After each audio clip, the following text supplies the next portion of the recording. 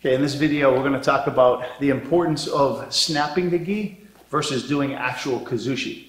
As you know, one of the most important things in judo is action-reaction, okay? Which means that when I have a certain grip on my opponent's gi, I got to see how he reacts to my motion in my movement, okay? With kazushi, I'm actually pulling my opponent with the intent to throw, to off-balance him to throw. So if I'm doing taotoshi, I'm going to snap the gi, I'm trying to get him to move, and then I jump in on the throw. But in judo, a lot of times, if I just pull him, sometimes he pulls the opposite direction, okay? And it's hard for me on that first attempt to actually get him to move the direction that I want.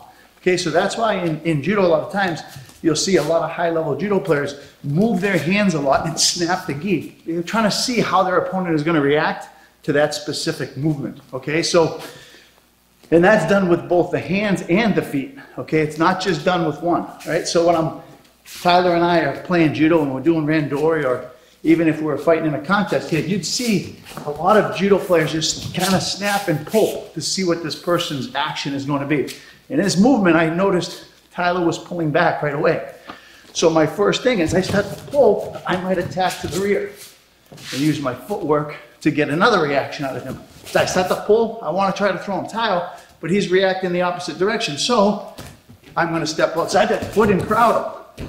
All right, and then that will elicit another reaction, which is he pushes back. When he pushes back, there's my opportunity to explode with real kazushi with the intent of throwing, okay? And you notice in high-level competition, there's a lot of like faking going on. There's a lot of footwork, feints, and notice the difference here. The snap, his body's not moving. When I snap the gi, I'm not doing it to move his body.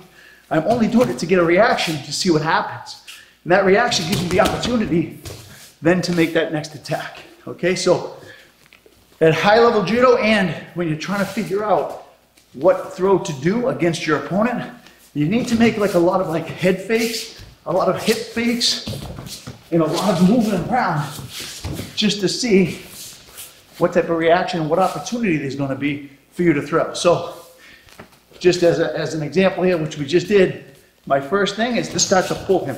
Depending on his reaction, I go the opposite direction. That then opens up the opportunity for me to have a real kazushi and come in a real throw thereafter. So best thing you're trying to do when you're setting someone up, you want to try to get a lot of movement, a lot of snapping of the lapel action, which gives you a reaction to enter that big technique next. And that's the difference between a real kazushi where you're trying to throw and pull, and just a snap to get a reaction from your opponent.